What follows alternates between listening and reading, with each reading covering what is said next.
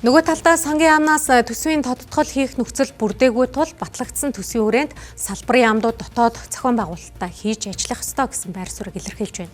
Харин төсвийн орлого оны эхний 3 сарын байдлаар 1.4 их найт төгрөгийн алдагдaltaй гарсан.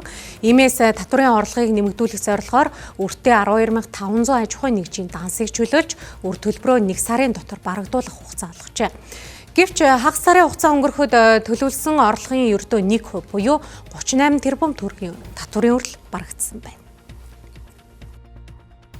1 сарын дараа дансыг хаах нь бол хуулиараа байж байгаа. Гэхдээ бид нар тийм байдалд хүрэхгүйгээр хэдүүлээ боломжоо гаргаад 1 сарын хугацаанд одоо энэ чинь бүтээн байгуулалтын улирал эхэлж шүү дээ, тийм ээ. Тэгэхээр бүтээн байгуулалтын улирал эхэлж байхад нь бид нар бас аж ахуйн нэгжтэй боломж олгоё.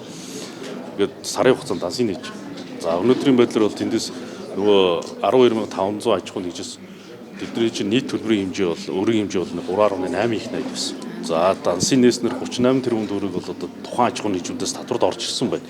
Нэг үсэндээ аж ахуйн нэгжүүд маань энэ боломжийг ашиглаад бизнесээ төлөвлөөд татварынхантайгаа одоо харьяа татврын байгууллагатайгаа тохиролцоод графика гаргаад энэ татвараа төлөх ёстой. Мэдээж одоо сарын дараа бид нэр данс хаахгүй байх руу орох гэж тэдэртээ боломж олгож байгаа шүү дээ. Тэгэхээр аж ахуйн нэгжүүд маань бас энэ боломжийг бас зөв ашиглаад хариуцлагатай байх хэрэгтэй. Түүнээс татвар төлөхгүй гэсэн ойлголт бол байхгүй.